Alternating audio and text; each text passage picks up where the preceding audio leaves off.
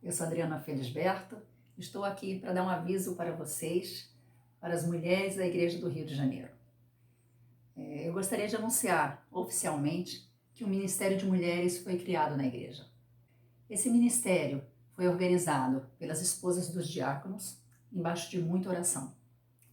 E ele tem uma característica: o modelo de liderança dele é um modelo colaborativo e horizontal.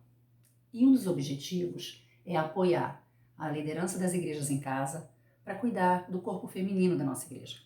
E para realizar esse trabalho, um aspecto muito importante foi ter representatividade. Então o grupo é formado por diversos tipos de mulheres da igreja.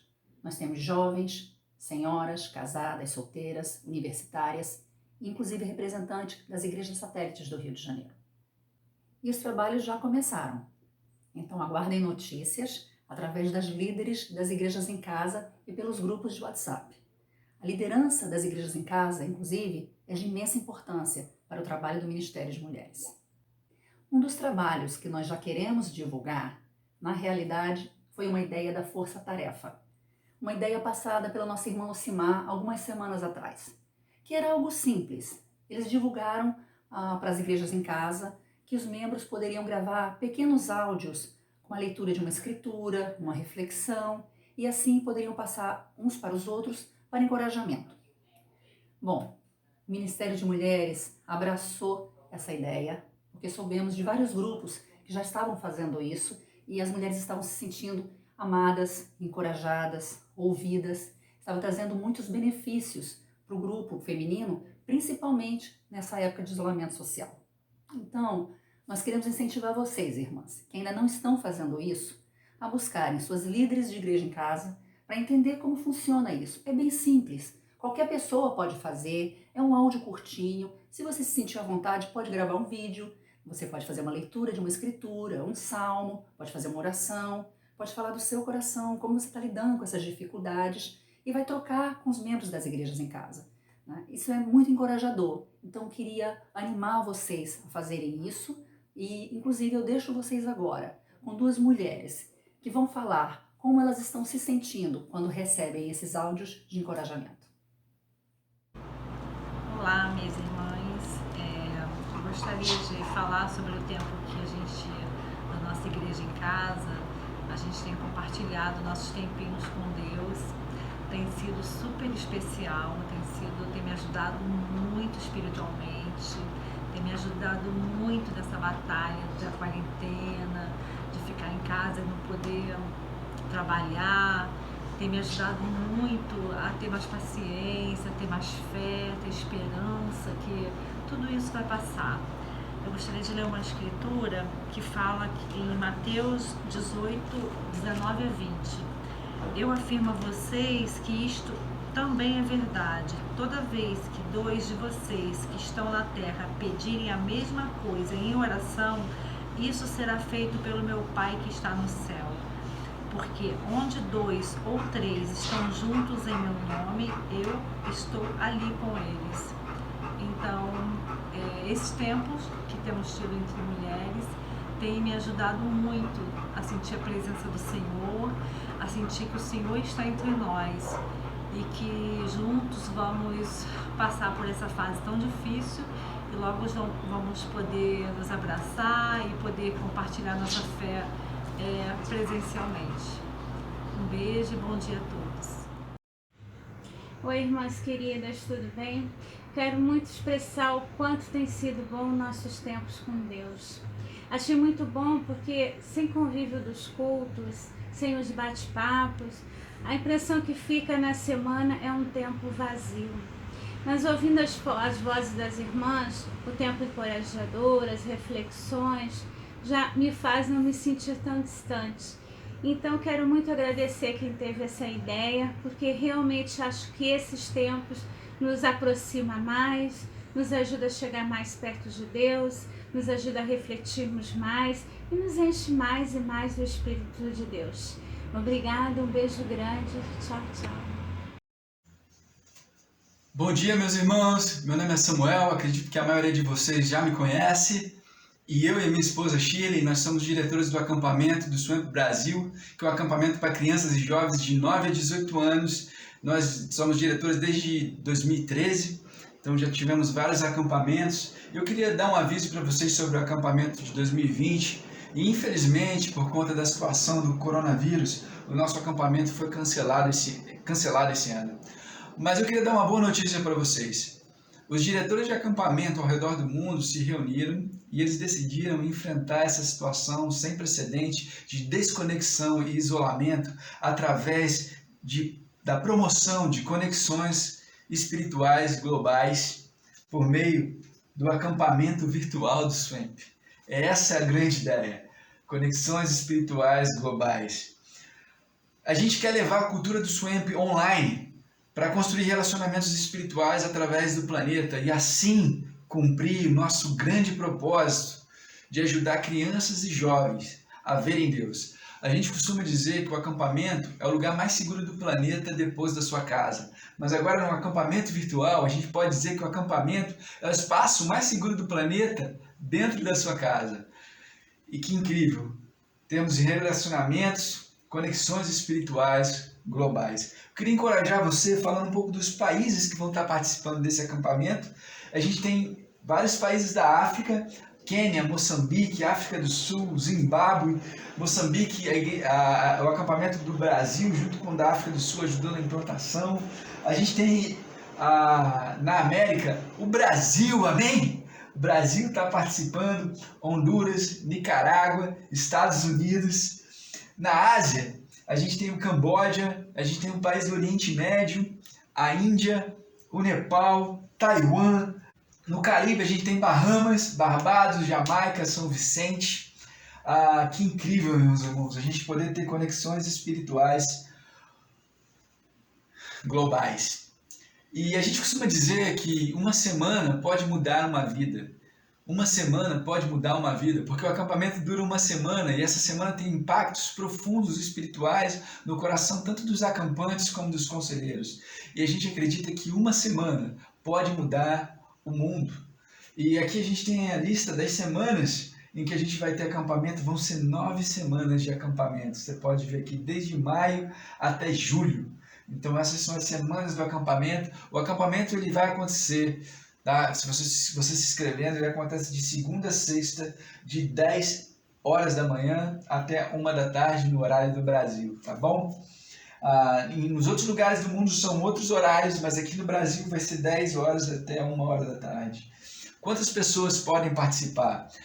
A gente pode inscrever 20 participantes por semana de acampamento, 20 acampantes brasileiros por semana do acampamento, sendo que são 10 meninos e 10 meninas.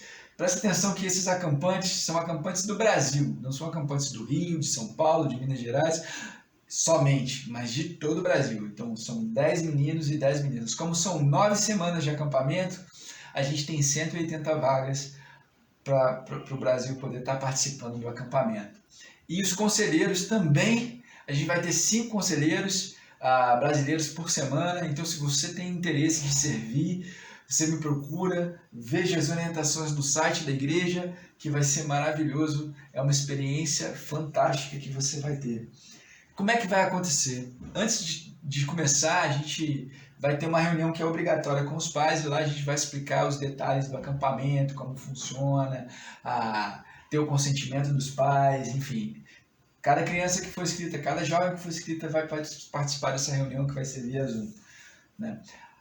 Infelizmente, a gente não vai estar com as crianças de 9 e 10 anos. Essa é uma experiência nova e a gente decidiu pegar a faixa etária um pouquinho mais avançada, então o acampamento é para crianças de 11 a 18 anos, o acampamento virtual. Como é que funciona?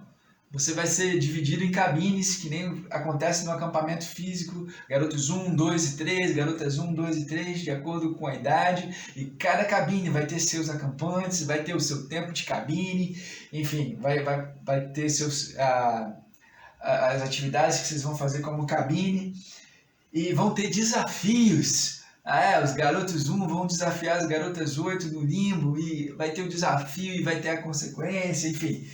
Vão ter jogos de computador, e aquelas devocionais que você gosta, sabe? Devocional das estrelas, estudo da cruz, círculos da honra. Vão ter essas devocionais, amém? Que legal, hein? E você não precisa dominar totalmente o inglês, mas você ter um bom conhecimento ajuda, porque essa é a língua que vai balizar as comunicações. Então, todo país que envia alguém, a gente tenta que alguém fale português e inglês, ou do outro país, a língua daquele país e inglês, para a gente conseguir manter as comunicações. Além disso, o acampamento acontece dentro de uma plataforma segura e testada. A gente teve uma semana, não sei se eu já falei antes, mas a gente teve uma semana de um projeto piloto, que foi essa semana que passou agora, e a gente testou esse programa. É um programa seguro e que foi muito bem, deu muito bom resultado. Então, segurança é uma coisa muito importante para a gente. Tem que fazer inscrição, né, para participar. Então, o link está no site da igreja, é só você ir lá em www.icirj.org.br, tem uma aba lá, Camp 2020, clica lá que você vai ser direcionado para um link de inscrição. Esse link é um link que vai estar, essa página que vai abrir, você vai precisar preencher ela em inglês, mas não é nada complicado, e aí você escreve seu filho lá, e o custo do acampamento é $15.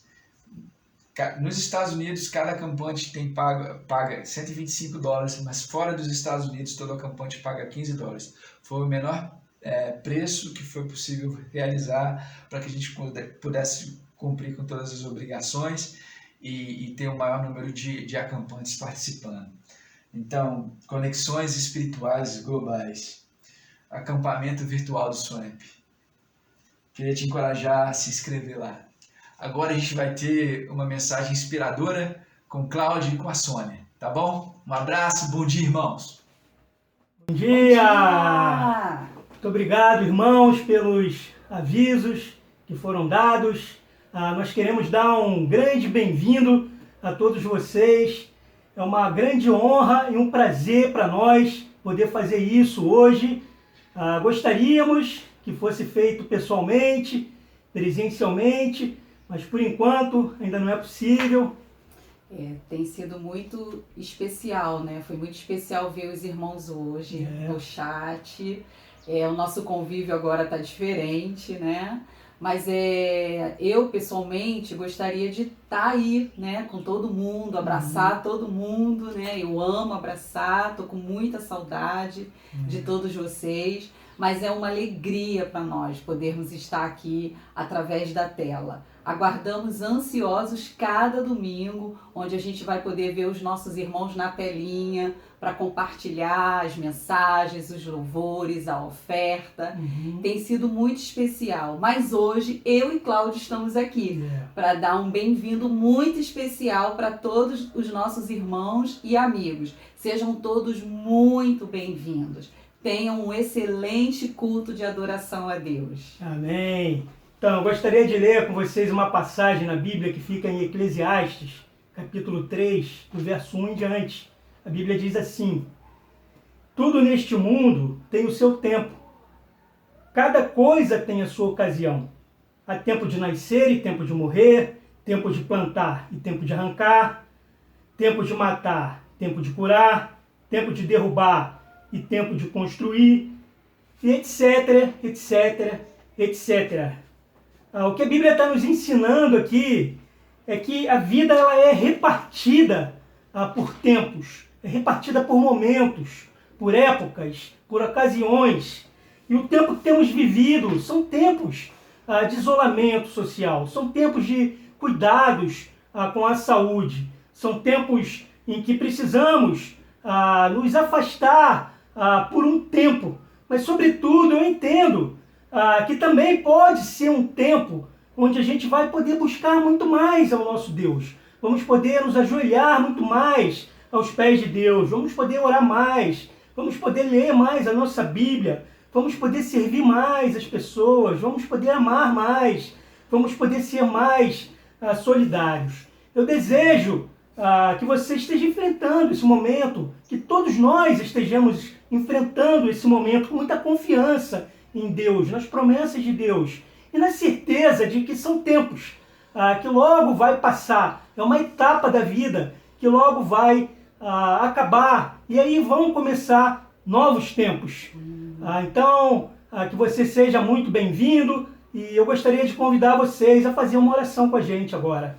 Amém. Deus eterno, bom dia, Pai. Queremos muito louvar e adorar o Teu nome santo e Te engrandecer, Pai, porque o Senhor é o único Deus digno, Pai, de toda adoração e de todo louvor, Pai. Amém. Oramos a Ti nessa manhã, Pai, especialmente pelo nosso culto, Pai, que está iniciando, que cada irmão, que cada lar, Pai, nessa manhã seja alcançado, Pai, pela Tua palavra e pelo Teu amor, Pai.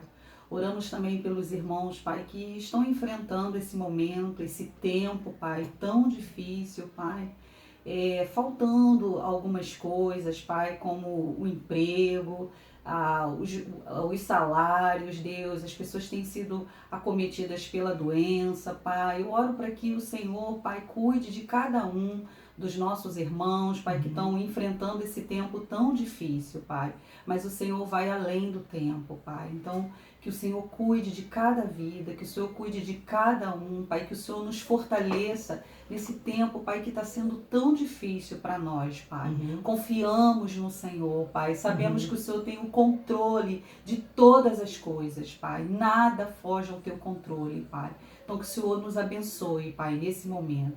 Cuide do nosso dia, cuide de cada irmão que vai, Pai, compartilhar nessa manhã e que esse culto, Pai, seja, Pai, de louvor e adoração ao Senhor. Obrigada por Jesus, Pai, que é o autor e o consumador da nossa fé. É em nome dele que oramos e te agradecemos. Amém. Amém.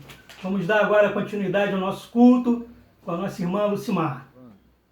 Bom dia, igreja.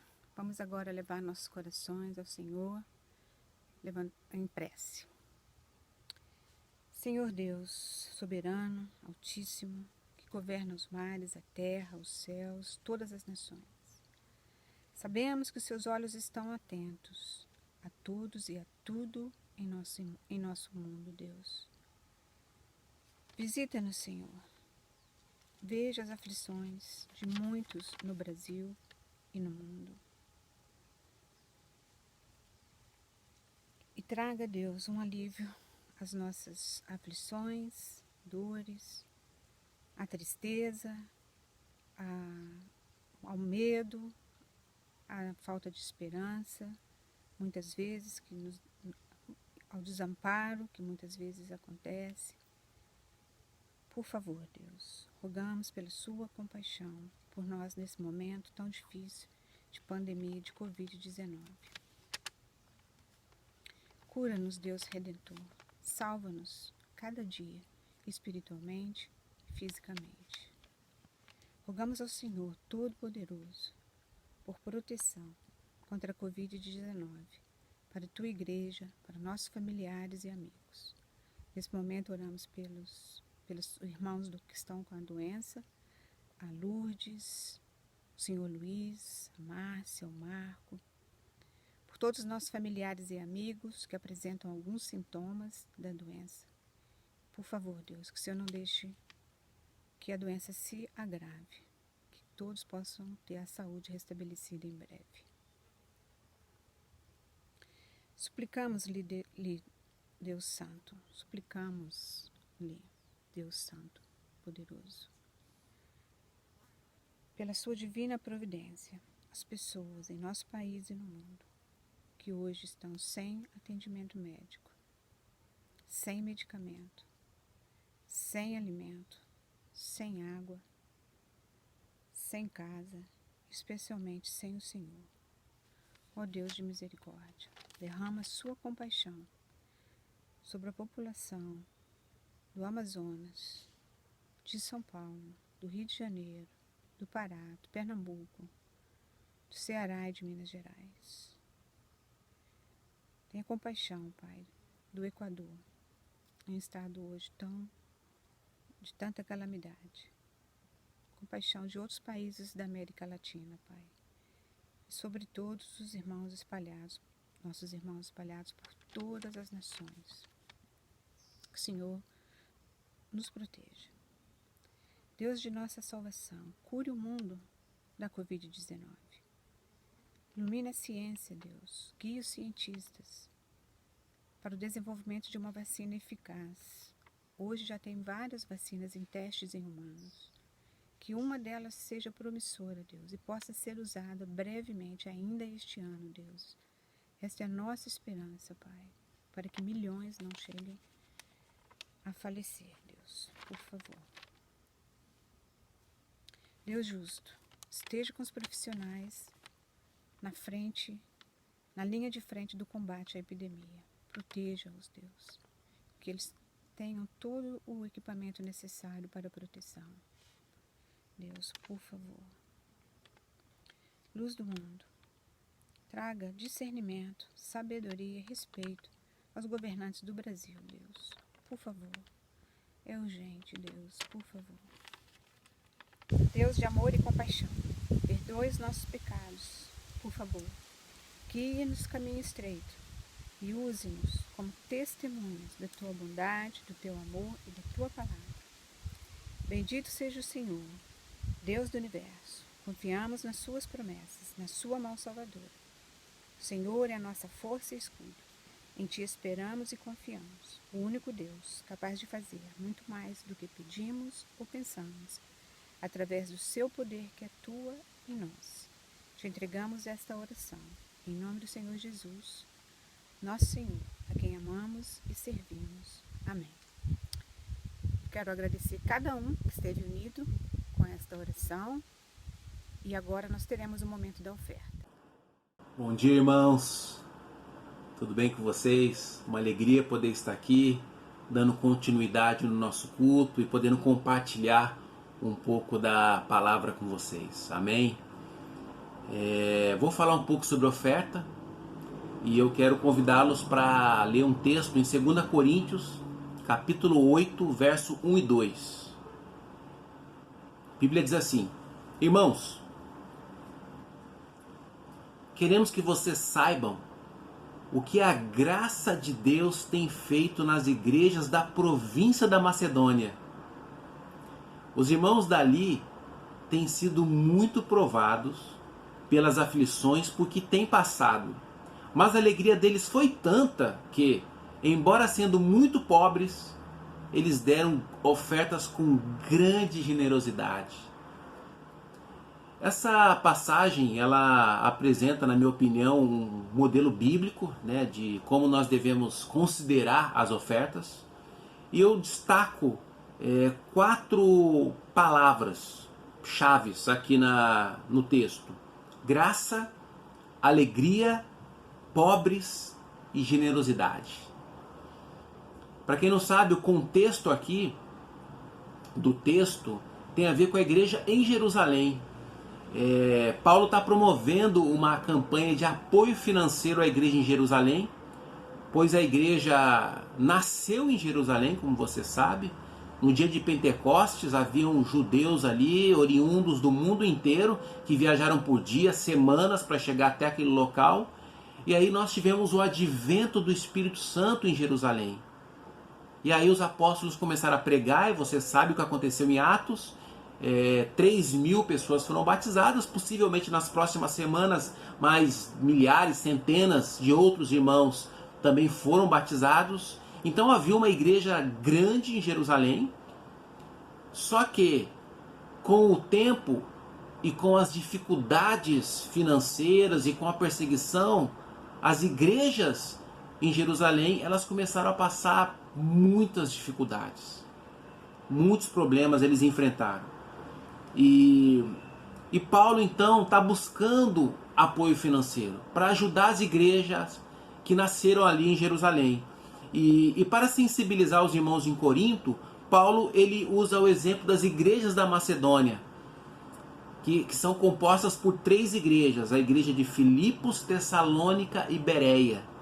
E como eu disse, 4 palavras merecem destaque nesses 2 versos que nós lemos.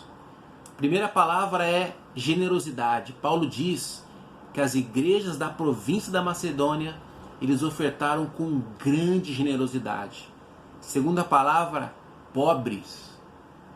Paulo também destaca que apesar de todas as dificuldades, limitações financeiras que essas igrejas enfrentavam, eles ofertaram com grande generosidade. Eram irmãos pobres que tinham limitações de recursos e mesmo assim eles desejaram participar de maneira generosa para suprir, para contribuir de alguma maneira com as necessidades da igreja em Jerusalém. E a pergunta que eu fiz quando li esses 2 versos é: por que esses irmãos tão pobres, tão necessitados, eles decidiram participar de maneira tão generosa para apoiar os irmãos que eles nem conheciam lá em Jerusalém?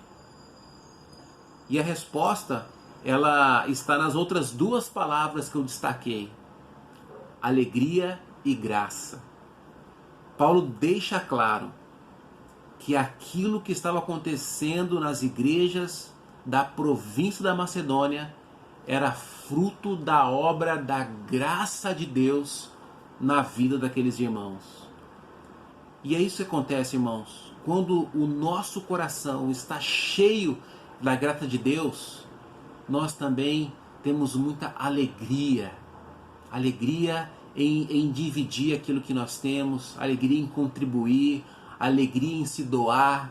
Nós temos gratidão, desejo de participar. Nós nos tornamos mais sensíveis à necessidade daqueles que estão ao nosso redor. Isso é o que a graça de Deus produz em nosso coração. Então, uma oferta generosa é fruto de um coração cheio da graça de Deus. Porque independente da situação que nós estamos vivendo, a graça vai produzir em nós uma generosidade maravilhosa. Irmãos, e nós também estamos enfrentando momentos bem difíceis. Alguns de nós perdemos toda a renda, alguns perderam parte da renda, outros mantêm a renda, mas não sabem até quando. Então, todos nós estamos enfrentando um momento de incertezas, de dúvidas, de inseguranças. Nós não sabemos o que acontecerá nos próximos meses, não temos noção ainda do impacto econômico que isso vai gerar em nossas vidas. Então, minha oração é que o nosso coração seja tocado pela graça de Deus, para que nós possamos então continuar ofertando com generosidade, ofertando com alegria, que é isso que Deus quer de cada um de nós. E a igreja, irmãos, a igreja é uma bênção. Ela tem feito um trabalho muito especial nesse tempo de pandemia.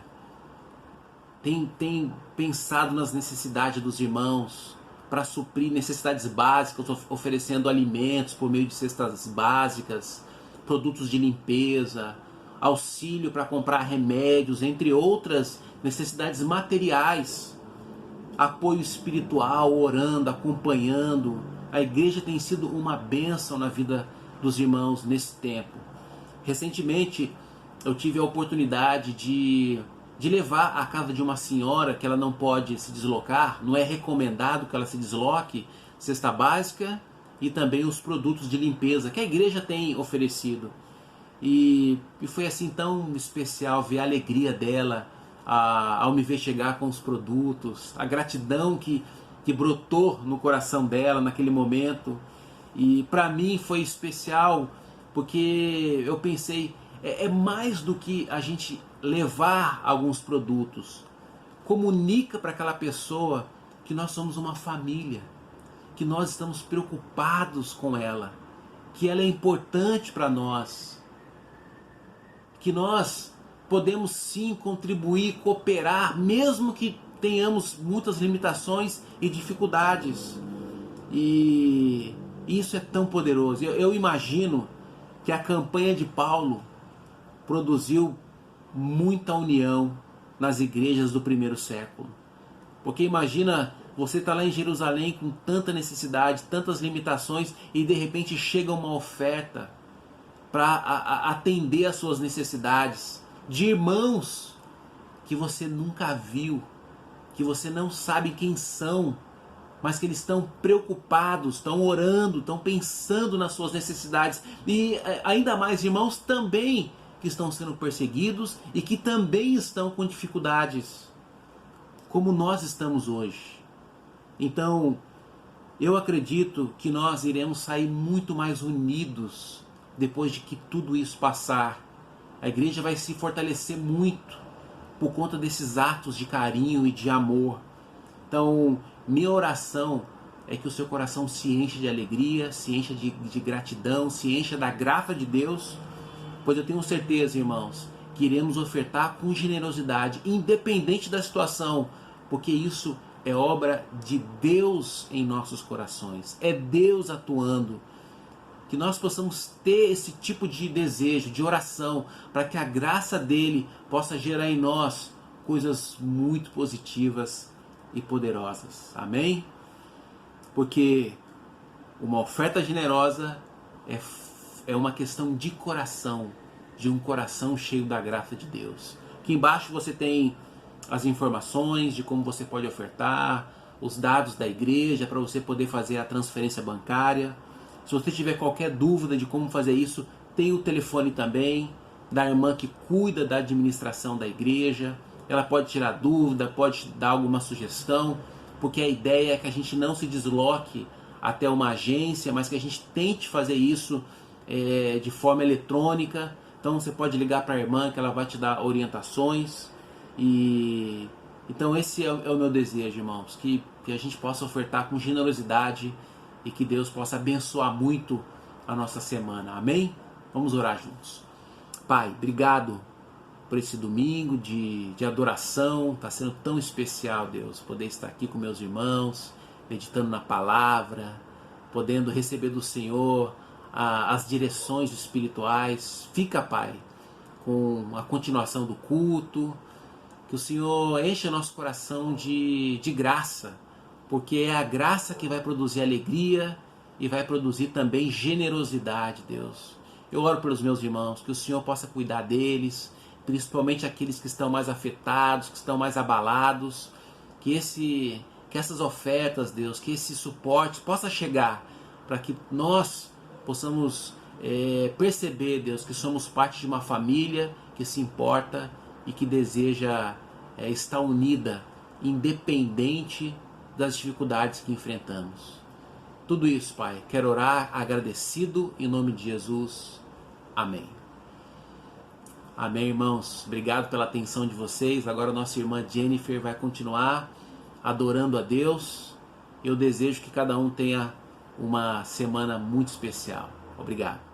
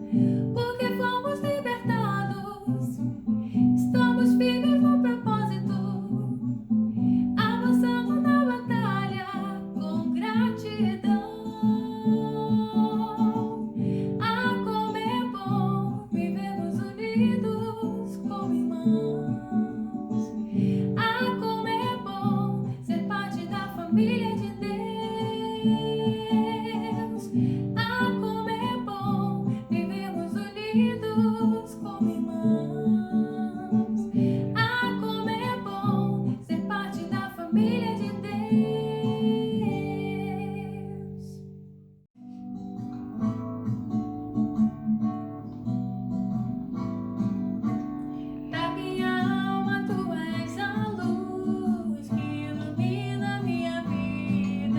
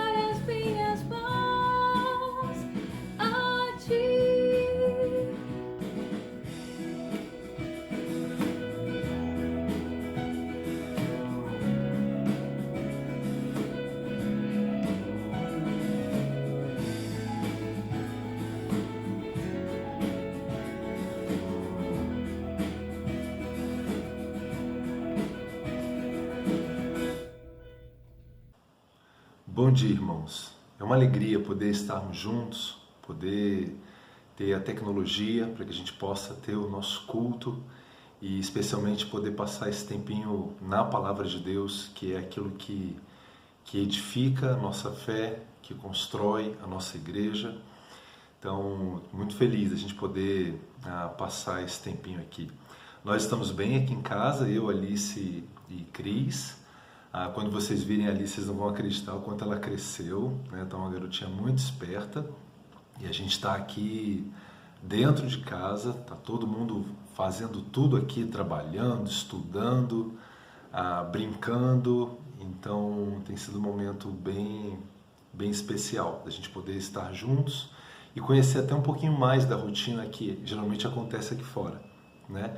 Hoje nós tivemos o nosso chat, e aí a igreja, quero aproveitar e agradecer ao diaconato que tem trabalhado aí, e as equipes de mídia que tem trabalhado para oferecer para a gente um culto excelente nessa parte digital.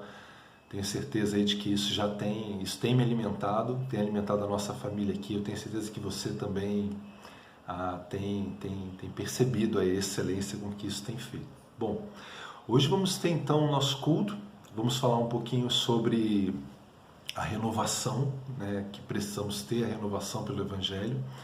Então eu gostaria de começar com uma oração.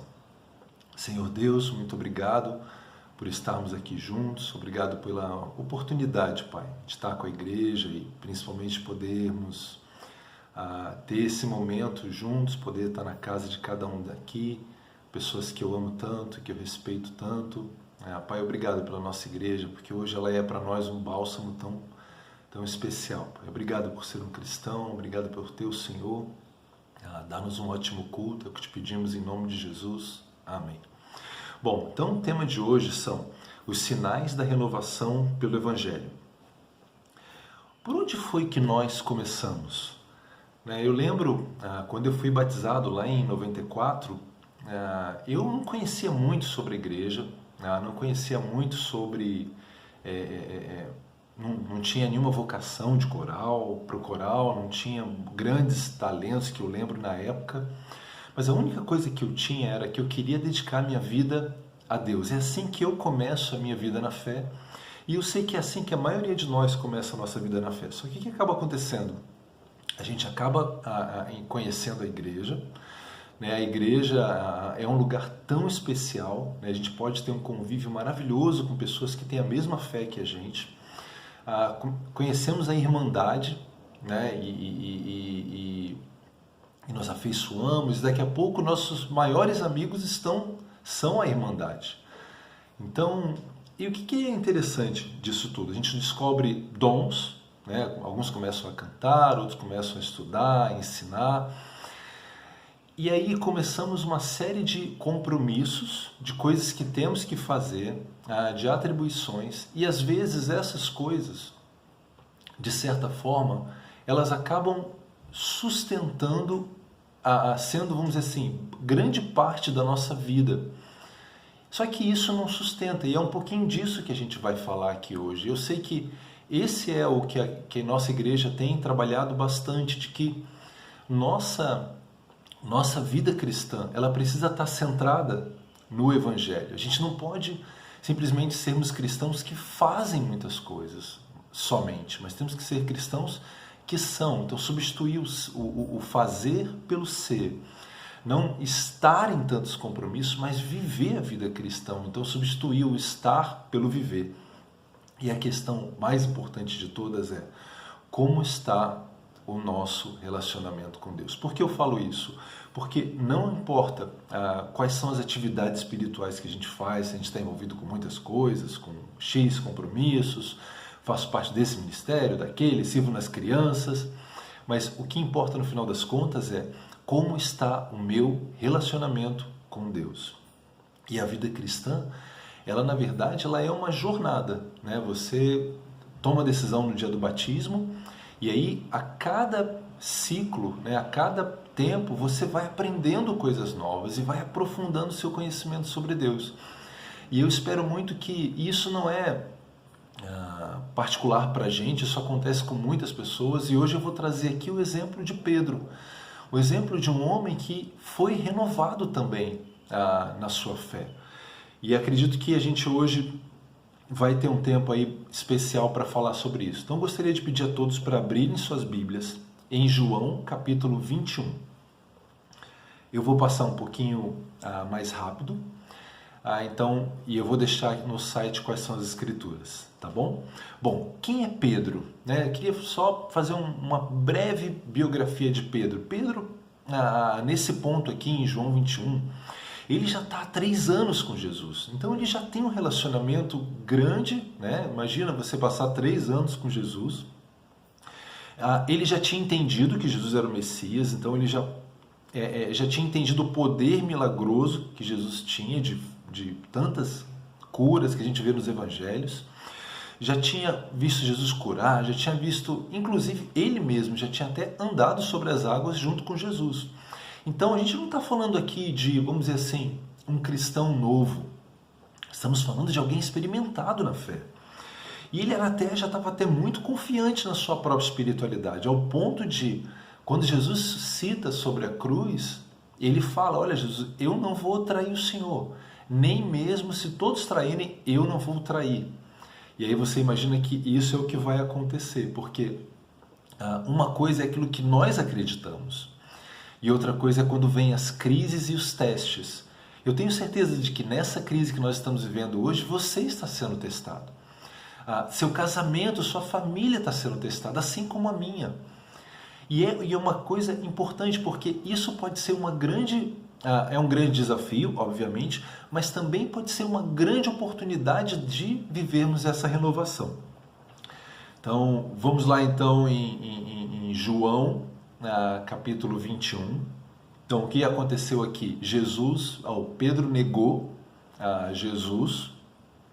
Jesus já tinha aparecido para algumas pessoas, mas aqui Pedro, basicamente o que acontece, Pedro decide que ele vai retomar a vida anterior dele, que ele não vai mais seguir como sendo um líder do movimento da igreja de Jesus. Ele tem uma fraqueza aqui, perde a coragem e ele pergunta: será que eu consigo? Eu não sei como é que é com você, mas isso aconteceu várias vezes também na minha vida, de eu perguntar: caramba, será que eu consigo?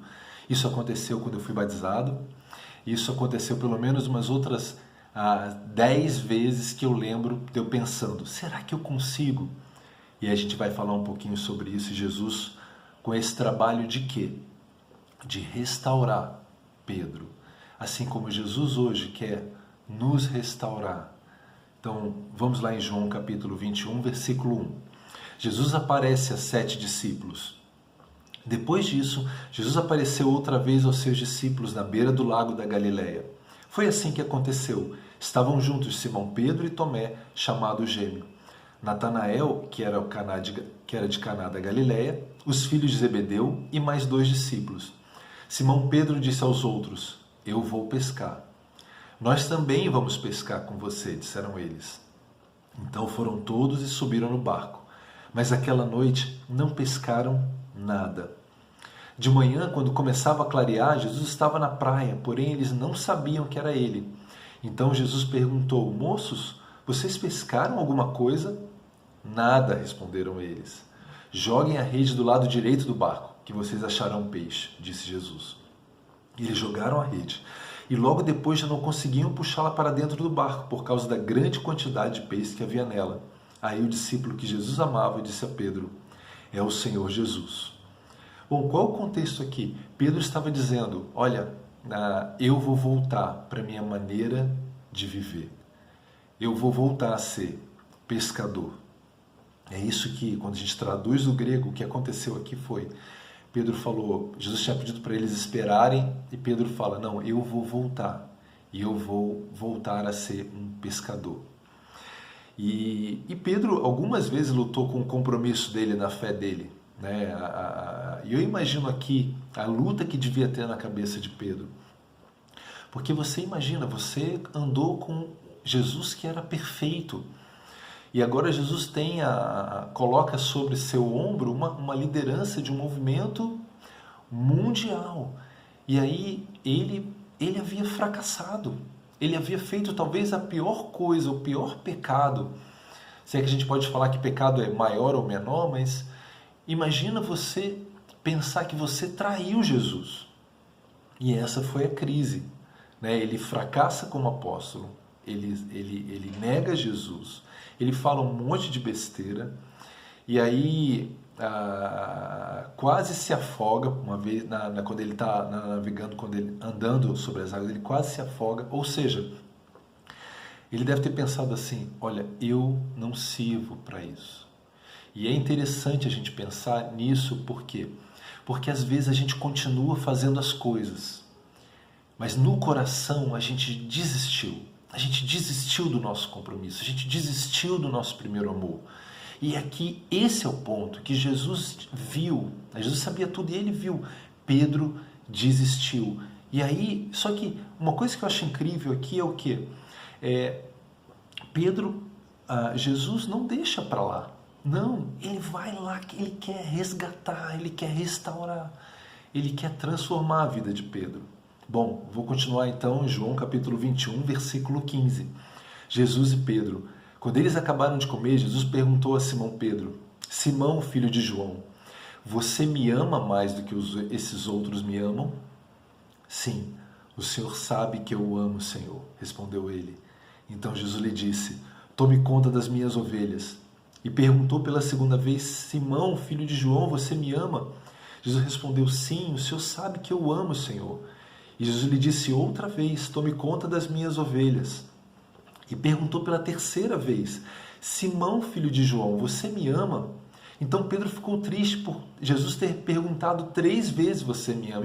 E respondeu: o Senhor sabe de tudo e sabe que eu amo, Senhor. E Jesus ordenou: tome conta das minhas ovelhas. Quando você era moço, você se aprontava e ia para onde queria. Mas eu afirmo a você que isso é verdade. Quando for velho, você estenderá as mãos. Alguém vai amarrá-las e o levará para onde você não vai querer ir. Ao dizer isso, Jesus estava dando a entender de que modo Pedro ia morrer e assim fazer com que Deus fosse louvado. Então Jesus disse a Pedro: venha comigo. Sabe, é incrível essa passagem, ela até me emociona. Por quê? Qual é a primeira pergunta que você faria para Pedro? O que você fez? Você orou? Você fez isso? Você compartilhou com alguém? Né? Provavelmente a gente falaria um monte de coisas de que ele fez ou que ele não fez e daria algumas dicas. Faz isso, faz aquilo, etc, etc. Porque está na nossa cabeça o fazer. Mas Jesus não faz isso. Qual é a pergunta que ele faz? Ele faz o que é mais importante. Você me ama? Pedro, você me ama? E aí, por que eu estou falando isso, pessoal? Porque essa é a pergunta mais importante. Irmãos, essa é a pergunta que resolve todas as outras. Porque, com certeza, vamos falhar. Vamos errar. Somos também parte dessas ovelhas. Essa ovelha que Pedro... E aí eu vou voltar no ponto, mas Jesus pede para Pedro a cuidar das ovelhas, né? E ele chama de ovelhas por quê? Porque as ovelhas precisam de cuidado. E ali Pedro também é ovelha, porque Pedro precisa de cuidado. Ou seja, eu e você somos todos ovelhas. E vamos errar, não vamos conseguir fazer tudo aquilo que nos propusemos, vamos ter dificuldade. Então, a nossa fé ou a nossa vida cristã ela não tem que depender do fazer, e sim do ser, daquilo que é mais profundo. E Jesus toca naquilo que é mais profundo, que é o quê? Você me ama? E essa é a pergunta que eu queria fazer para você e refletir para mim. Eu amo Jesus hoje mais do que qualquer coisa? Hoje ele é mais importante do que meu pai, do que minha mãe, do que minha esposa, do que minha filha. É mais importante do que o meu emprego, do que a educação. Sabe, a boa notícia. E é por isso que a gente está falando sobre a renovação pelo Evangelho. Porque, lembra, quem é esse cara que está falando com Pedro? É o cara que foi crucificado. é aquele que está salvando ele, é aquele que morreu na cruz e que agora está falando com quem negou ele, que entregou ele. E ele está falando o quê? Você me ama, eu quero restaurá-lo, eu quero salvá-lo. A boa notícia, irmãos, é que nós fomos salvos. E isso sim que deve criar em nós, sabe, uma força maior. Então, tudo aquilo que a gente faz, que a gente é, todos os nossos dons, eles não podem vir à frente para que a gente viva uma vida do fazer. Pelo contrário, eles têm que estar atrás de quê? Do nosso amor. Foi interessante, queria compartilhar com vocês, essa semana eu estava fazendo a faxina junto com a Cris, e a Alice querendo ajudar, obviamente, né? Ela pega uma vassourinha que ela tem e fala, papai, mamãe, vou ajudar vocês. E confunde o meio de campo todo. Mas foi interessante porque eu falei assim, bom, como é que eu vou entreter a Alice? Aí eu tive uma ideia, falei, filha, vem aqui que papai te contar umas histórias. E aí eu comecei a contar da minha vida. Aí comecei a falar como é que foi a minha infância, que eu tive uma infância pobre, com dificuldades, e que depois eu fui salvo por Jesus. Depois eu contei para ela um outro capítulo, foi como eu me casei, que eu estava em Recife, que eu não tinha nenhuma perspectiva naquele momento, e que Deus ouviu a minha oração e trouxe a mãe dela para Recife. Depois eu falei dela, que nós lutamos muito para que ela tivesse, durante 5 anos, queríamos que ela viesse e ela não veio, né? Como Deus tinha o tempo certo dele. Falei disso também. Depois falei como é que eu vim morar no Rio. E foi engraçado porque na medida em que eu ia falando sobre essas coisas, foi surgindo em mim um sentimento tão grande de gratidão. Sabe, de gratidão por estar vivo. De gratidão por poder hoje estar aqui compartilhando com vocês, da gente ter a mesma fé. De gratidão pela minha família, estar dentro de uma casa fechada e a gente se amar tanto. Por quê? Porque nós temos os mesmos valores, que são os valores de Jesus. E eu comecei a pensar, puxa vida, Deus, isso é uma coisa tão incrível, tão especial, que me emociona. E eu fiquei tão emocionado e falei, puxa vida, Deus, como eu amo o Senhor. E aí, no outro dia, foi incrível, depois de falar isso tudo, eu falei assim, poxa, hoje depois estava tão emocionado que eu falei, eu vou começar a orar, e fiz uma oração grande, falando sobre, falei, minha oração hoje vai ser só agradecer todas as características incríveis de Deus. E comecei a fazer isso, e aí, o que eu quero falar é o seguinte, que quando a gente vai para o amar, todas as outras coisas ficam pequenas, porque o que é grande quando você ama? O que é grande para a gente fazer, por exemplo, por um filho? O que é grande para a gente fazer pelo nosso Senhor, que nós amamos tanto? E aí foi muito especial, porque a Alice também, ela gostou tanto, que ela começou a dizer, papai, agora vamos fazer um tempo de louvor. E aí fizemos um tempo de louvor, e agora ela começa a repetir as histórias, só que como se ela estivesse vivendo a história. Então foi muito especial. Bom, e eu queria falar aqui então de que Jesus então fala isso para Pedro, e Pedro é transformado. Vamos lá comigo em 1 Pedro capítulo 1, versículo 3. Olha que incrível a escritura, onde Pedro fala, 1 Pedro 1, versículo 3, ele fala assim, louvemos ao Deus e Pai do nosso Senhor Jesus Cristo, por causa da sua grande misericórdia, Ele nos deu uma nova vida pela ressurreição de Jesus Cristo. Por isso, nosso coração está cheio de uma esperança viva, pois vocês sabem o preço que foi pago para livrá-los da vida inútil que herdaram dos seus antepassados. Esse preço não foi uma coisa que perde valor como ouro ou prata. Vocês foram libertados pelo precioso sangue de Cristo, que era como um cordeiro sem defeito e sem mancha. Li o versículo 3, o 18 e o 19. E em 2 Coríntios, capítulo 5, versículo 14, Paulo fala assim, porque somos dominados pelo amor que Cristo tem por nós, pois reconhecemos que um homem, Jesus Cristo, morreu por todos, O que quer dizer? Que todos tomam parte na sua morte. Ele morreu por todos, para os que vivem, não vivam mais para si mesmos, mas vivam para aquele que morreu e foi ressuscitado para a salvação deles. Então, agora quando a gente olha para Pedro, para esse novo Pedro de Atos, quando a gente olha para Paulo, você consegue entender que essa força, essa explosão de energia e de contágio que eles têm de levar o evangelho, não vem de fazer o A mais B mais C, as atitudes certas, mas vem de um coração que ama a Deus. E aí eu queria falar isso para nós hoje, nos desafiar com a pergunta de Jesus. Você me ama mais do que todas as outras coisas? O segundo ponto que eu queria falar um pouquinho hoje é sobre ser governado por Deus, né? No versículo 18,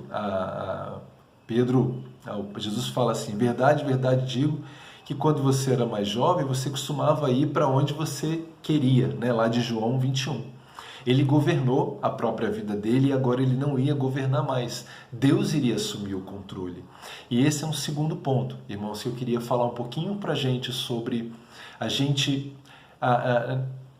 eu sei que a gente entende ser governado por Deus, e se eu perguntar para você assim, você entende que tudo aquilo que você tem foi governado por Deus? Ou seja, o seu cônjuge vem de Deus, a sua saúde vem de Deus, o lugar onde você trabalha vem de Deus. Todas as coisas que nos cercam hoje estão dentro do governo de Deus. Ok, a gente entende isso e entende isso aqui. Mas quando eu falo sobre ser governado por Deus, eu estou falando um pouquinho mais. Eu estou falando sobre o quê? Sobre quando Deus nos coloca todas essas coisas que eu falei, na verdade Ele tem uma expectativa para nós. Né? Ele tem a expectativa de quê? De que nossa luz brilhe. Ou seja, por que eu estou falando então? O que é esse ser governado por Deus? Ou posso até mudar falando assim, aceitar esse governo de Deus. O que é aceitar o governo de Deus? É justamente quando eu busco, dentro de tudo aquilo que eu faço, de todas as coisas, qual é o propósito que Deus tem para a minha vida. E qual é o propósito que Deus tem para a minha vida? Então, tudo aquilo que está acontecendo, trabalho, casamento, o lugar que a gente mora, os tempos, a crise que está acontecendo hoje. Você já parou para pensar de que mesmo nessa crise, a gente poderia, e você vê isso na Bíblia, lá em Atos, que Deus marcou o tempo certo para cada coisa. Então, se nós estamos vivendo isso, é porque era para nós vivermos, né? Nós tínhamos que viver isso. Mas o que é aceitar o governo de Deus nesse ponto? É você fazer a pergunta, qual o propósito que Deus tem para você nisso que está acontecendo? Como é que você pega isso que está acontecendo e faz a sua luz brilhar? E passa a andar confiante. Quando a gente entende que a gente tem um propósito, a gente anda confiante. Você anda confiante no seu casamento de que você tem um propósito ali, você tem algo para você acrescentar para a sua família. Quando você entende o seu trabalho, que está dentro do governo de Deus, você vai andar lá e você vai brilhar lá. E assim era a vida desses discípulos. Por onde eles andavam, eles aceitavam o governo de Deus. E sabe, uma coisa que eu vejo muitas vezes nós somos cristãos dentro da igreja, né? Nós temos as atitudes religiosas dentro da igreja. E não nós entendemos esse governo de Deus. Por quê? Porque você é um embaixador. E Deus, quando colocou você em todas as situações, Ele tem um propósito de que você brilhe, de que você ajude Ele na missão que Ele tem de quê? De salvar o maior número possível de pessoas. Sabe, foi interessante porque eu trabalho na Petrobras e essa semana, 3 semanas atrás, eu tenho trabalhado muito, né? Os meus amigos sabem, eu compartilho sempre sobre isso. E eu fui chamado para participar de um trabalho, de uma coordenação da ajuda que a Petrobras está fazendo para combater o coronavírus. E a gente lá tem um lema, né, de que nossos meses são semanas e nossas semanas são dias, trabalhando muito para poder salvar vidas. É interessante, salvar vidas de uma outra maneira. Mas eu fiquei pensando assim, puxa vida, Deus, que privilégio que o Senhor está me dando de usar tudo aquilo que eu tenho para salvar vidas, para poder ajudar pessoas, para ajudar famílias que talvez eu nem vou conhecer, sabe? E é isso que eu queria falar um pouco, de que Deus tem um propósito para nós, né? E o último ponto que eu gostaria de falar é sobre sermos capacitados por Deus, né? O poder, ele está em Deus e não está em nós mesmos. É interessante, Pedro tem uma jornada aqui, e eu acho que essa jornada é incrível porque ela fala muito comigo, porque muitas vezes, irmãos, eu lutei muito com isso. Muitas vezes eu lutei muito de que eu conseguia fazer tudo. Essa foi uma luta que eu tive, e aí de repente eu comecei a ver que eu não conseguia fazer tudo.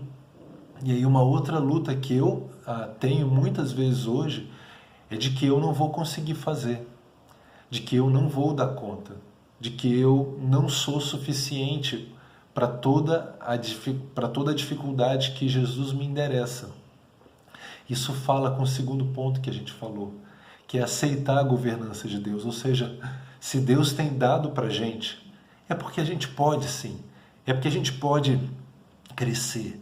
Talvez a gente realmente não tenha tudo que a gente precisa, mas está nos planos de Deus que a gente pode crescer. Bom, mas aqui a questão que eu queria falar é o seguinte: Pedro chegou à conclusão de que ele não conseguiria. Mas por que ele não conseguiria? Porque Pedro estava muito humano. E aí eu queria falar sobre essa renovação que a gente precisa também na nossa vida, que é a renovação de nós olharmos mais para o poder de Deus e menos para a nossa limitação. Sabe, quando eu prego hoje aqui, quando eu falo a mensagem, eu sei que existem muitos, talvez tenham muitos erros, mas a Bíblia não erra. Então você pode tirar, e o que é poderoso não é aquilo que eu falo, mas sim a mensagem da palavra de Deus. É ela que pode tocar o seu coração, é ela que pode transformar você. Sabe, talvez quando a gente vai para o trabalho e você fala, nem vai ser aquilo que você fala. Talvez Deus vá usar outras situações, mas o que eu queria falar é o seguinte: o poder não vem de nós mesmos. E Pedro aqui, ele tentou com todas as forças dele, até a hora que ele chega na crise e fala: eu não consigo. E isso é tão especial, irmãos, porque Pedro estava no melhor momento da vida dele, que era o momento dele entender de que ele não consegue mesmo, que é um momento que a gente precisa entender: nós não conseguimos. Sabe, para mim é impossível ser casado, um trabalho que eu tenho, é impossível criar minha filha, é impossível, toda vez que eu olho todas essas coisas e começo a fazer contas de, puxa vida, como é que vai conseguir isso, não tem tempo que dê, não tem atitudes, ações que consigam endereçar isso tudo. Por quê? Porque o poder não está em mim, o poder está em Jesus. E é isso que ele fala e é isso que ele demonstra quando eles pescam a noite toda. Imagina, Pedro está lá, ele fala assim: não, eu tentei ser apóstolo, mas tentei ser pescador de gente, mas eu não consigo. E ele está mal com essa situação, né? E ele está quebrado e ele fala: não, eu vou voltar a ser pescador. E aí você imagina como é que foi aquela noite, porque naquela noite nem pescador ele conseguiu, nem pescar um peixinho.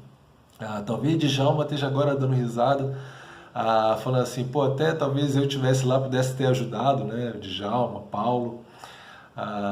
Bom, mas Pedro não pescou nada. Mas ele não pescou nada porque Jesus estava restaurando ele. Jesus estava mostrando para ele: Pedro, não é com a sua força, olha só, joga do lado direito. E aí ele joga do lado direito e tira um monte de peixes incríveis, que a rede nem consegue. E aí ele é transformado. Sabe, o que Jesus fez aqui? Jesus demonstrou: olha, Pedro, não é você, fique tranquilo, é o meu poder. E aí ele estava convidando ele a ser uma pessoa humilde. Ele estava convidando Pedro a ser um homem independente. Mas ele também estava convidando ele a ser ousado, porque sabe o que acontece conosco? A gente não é ousado no nosso trabalho para compartilhar nossa fé, a gente não é ousado na nossa família para colocar um padrão alto, porque a gente olha para as nossas limitações, a gente olha para o quão pequeno nós somos, ao invés da gente olhar para a grandeza de Deus, para a grandeza do poder de Deus. E aqui é um convite, irmãos, para a gente, sabe, para a gente viver um avivamento na nossa fé. E aí esteja você no domingo lá dentro da igreja ou não, todos nós temos que ser pessoas diferenciadas no mundo, pessoas que brilham, pessoas que as pessoas falam assim, meu Deus, esse cara tem, essa mulher tem um poder, que ela toca as pessoas, que ela ama as pessoas, que ela ajuda as pessoas. Existe uma coisa aqui que é sobrenatural. E isso é incrível. Por quê? Porque quando você faz isso, quando você, vamos dizer assim, se apropria disso que é seu, que é o poder que está disponível a você, Deus pode usar você. E a pergunta que eu tenho é, você confia no poder de Deus? Você confia, você anda, você se apropria disso e anda com isso. Sabe, 2 Coríntios capítulo 3, versículo 4 e 5, eu acho incrível quando Paulo fala assim, dizemos isso por causa da confiança que temos em Deus por meio de Cristo. Em nós não há nada que nos permita afirmar que somos capazes de fazer esse trabalho, pois a nossa capacidade vem de Deus. É incrível Paulo falar isso aqui, porque quando a gente olha para Paulo, quando nós olhamos para Pedro, nós vemos assim pessoas incríveis, pessoas que eu falo assim, puxa vida, como esses caras conseguiram esse impacto na vida deles. E a questão que eles falam aqui, olha, é justamente o contrário. É quando você aceita de que não é você, não é o seu poder. Pelo contrário, os desafios que nós temos hoje, as crises, são desafios para que a gente entenda assim, realmente não somos capazes, mas para que a gente se aproprie desse poder que está em nós, que está disponível. Pedro, então, aquele cara ali, que naquela circunstância ali em João 21, estava completamente sem fé, entregando os pontos, em Atos 2 vai se levantar e vai, numa pregação, ajudar 3.000 pessoas a se tornarem discípulos. E aí não é mais o poder de um homem. E isso é que é incrível, porque esse avivamento de que a Bíblia fala, e esse resultado que Deus espera de nós, né, que não é a questão dos números, obviamente não é isso, mas Deus quer que nós sejamos recipientes desse poder, para poder ajudar as pessoas, para poder salvar as pessoas, porque no final das contas, esse é o propósito de Deus, é nos transformar e salvar as vidas. Sabe, quais são então esses sinais incríveis de uma transformação, de uma renovação espiritual? É descobrir que nós estamos numa jornada e que você não chegou nem perto do limite ainda, que você está andando e você vai continuar crescendo, conhecendo mais, que nós temos que ter um relacionamento vivo com Cristo pela graça, não pelo que nós somos, não pelo que nós já fizemos ou que nós ainda vamos fazer, mas pela graça, sermos motivados pelo Cristo, maravilhados por Ele ter pago a dívida que era para mim e você pagarmos. Sabe, andarmos com a certeza do amor de Deus, de que nós somos as ovelhas sim, mas as ovelhas amadas por Deus, e que mesmo quando nossas dificuldades nos desanimarem, mesmo quando nossas fraquezas ficarem expostas nas crises, vamos lembrar, eu ainda continuo sendo a ovelha querida de Deus. Uma convicção mais profunda do pecado, porque quando eu amo, eu peco menos. Quando eu amo, isso me fortalece para que eu possa a vencer o pecado. Bom, começar a viver mais pela fé, mais confiante no poder de Deus e menos confiante no nosso próprio poder. Ter um impacto onde quer que a gente esteja, e não somente dentro da igreja, dentro da congregação, não, no seu trabalho, nos seus círculos, que você seja luz, que nós sejamos uma luz, sabe, sacrificando para servir o semelhante, sacrificando para mostrar que nós somos diferentes. Por quê? Porque nós somos embaixadores de Jesus nesse mundo, crescendo em vitalidade. Ao mesmo tempo que nós crescemos na nossa humildade, entendendo que não somos nós, crescendo também na nossa ousadia. Mas como é que pode? Parece uma gangorra? Não, não é. Porque cada vez que eu sou mais humilde, dependo menos das minhas forças, eu posso conhecer mais o poder de Deus e ser mais ousado. E lembrar de que tudo é produzido por Deus. Sabe, para terminar, eu gostaria que a gente lesse Salmo 136, 4 e 6, que fala assim: Senhor, restaura-nos. E eu acho incrível essa restauração, porque eu quero essa restauração. Quando? Todos os dias da minha vida eu quero essa restauração. Esse ano eu quero essa restauração. Após terminar esse culto aqui, eu quero refletir, eu quero uma nova restauração. E ele fala: Senhor, restaura-nos como enches o leito dos ribeiros no deserto. Aqueles que semeiam com lágrimas, com cantos de alegria colherão. Aquele que sai chorando enquanto lança semente, voltará com cantos de alegria, trazendo os seus feixes. Ele fala aqui de pessoas que pagaram o preço de, quando não tinha essa água no ribeirão, eles encheram com as lágrimas deles. E sabe, irmãos, essa jornada ela não é fácil, obviamente. Uma jornada de que você vai profundo no coração para produzir, para buscar um avivamento, ela não é fácil. Mas é incrível, porque a promessa aqui é que se a gente chorar por isso, se esforçar nessa direção, a gente vai voltar com os braços cheios de trigo e com cantos de alegria. Eu queria agora terminar o nosso culto com a Santa Ceia, lembrando a fala de Pedro, que ele falou: todo o povo de Israel deve ficar bem certo de que Jesus que vocês crucificaram é aquele que Deus tornou Senhor e Messias. Queria ler essa escritura e lembrar que Jesus que nós crucificamos foi quem Deus tornou Senhor e Messias. Esse Senhor e Messias que nos ama, esse Senhor e Messias que é o nosso pastor, de qual nós somos as ovelhas, umas ovelhas que às vezes não são nada inteligentes, que às vezes não conseguem fazer as coisas como gostariam de fazer, que às vezes erram, falham, mas nós somos as ovelhas desse pastor, e ele é o nosso Senhor e Messias.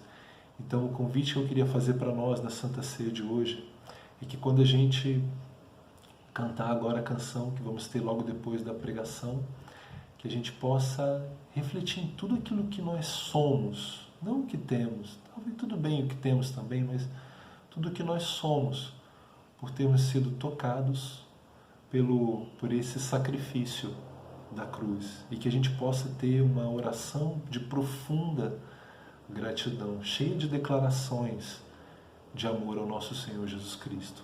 Vamos orar e aí estarei encerrado por aqui. E aí vamos depois ter a canção, tá bom? Obrigado.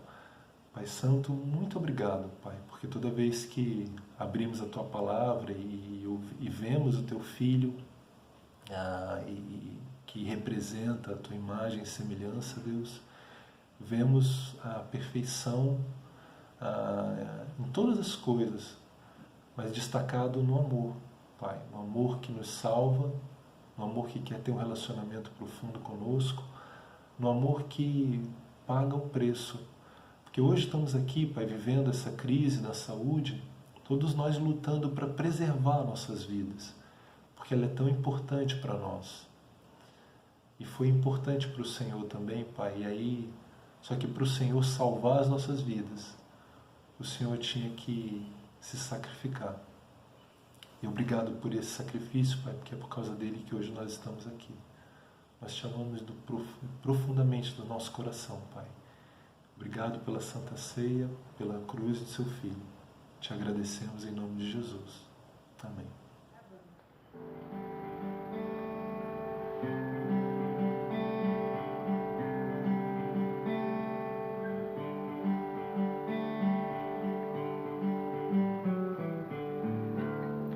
Eu olho para a cruz e para a cruz eu vou do seu sofrer participar, da tua obra vou cantar. Meu Salvador na cruz mostrou o amor do Pai, do justo Deus.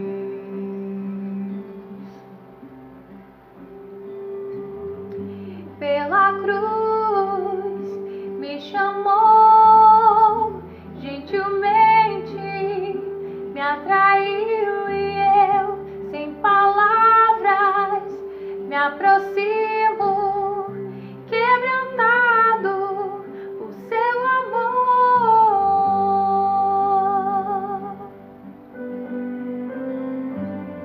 O Rei Jesus,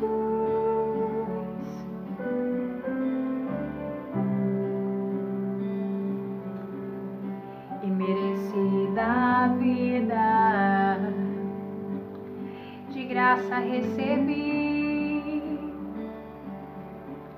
por sua cruz, da morte me livrou, trouxe minha vida. Eu estava condenado, mas agora pela cruz eu fui reconciliado.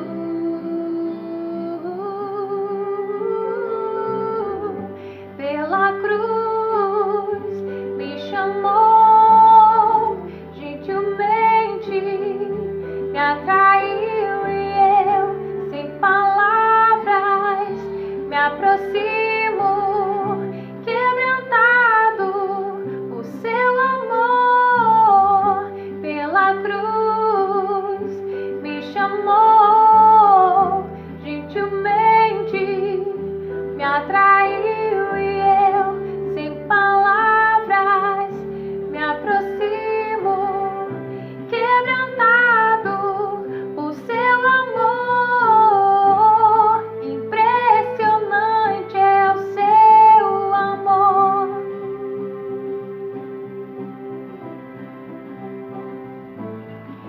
Me redimiu e me mostrou o quanto é fiel. Pela cruz me chamou, gentilmente me atraiu e eu, sem palavras, me aproximo, quebrantado por seu amor. Pela cruz me chamou, gentilmente me atraiu e eu, sem palavras, me aproximo, quebrantado por seu amor. Pela cruz Jesus me amou. Pela cruz, pela cruz.